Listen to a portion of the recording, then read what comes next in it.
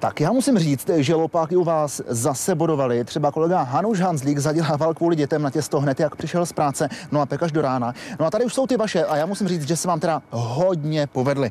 No a co dnes? Dnes se naučíme připravit si sýr jako lučina. Vyjde vás zhruba 4krát levněji než v obchodě. No a podle těch vašich receptů a reakcí se po něm doslova olizujete až za ušima. No ale protože k sýru patří chléb jako vidlička k noži, tak si nejprve upečeme domácí chléb. Tentokrát jsem těsto vylepšil ještě nasekanou cibulkou a česnekem. Recept je pro oživení na TN.cz.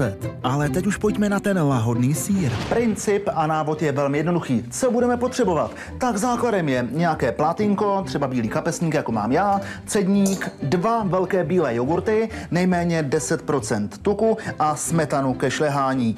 Tak je dobré mít trochu soli. To se snad najde v každé domácnosti. Přípravu této sýrové pochoutky zvládnete levou, zadní a hrabě. Oba jogurty smícháte se šlehačkou a osolíte. Na cedník umístěný na hrnci dáte plátínko a na něj vylijete tuto hmotu.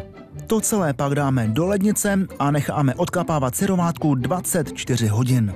No a máme de facto hotovo. No a není nad to si sýr namazat na domácí chleba a posypat třeba pažitkou. Teď už si jenom dejte pozor, ať vám chleba nespadne na zem. Samozřejmě namazanou stranou. Byla by to hodně velká škoda. Na vaše chutné, levné a osvědčené recepty se těším ve schránce inspektor@nova.cz. Dobrý večer a dobrou chuť. Já vím, s plnou pusou se nemluví.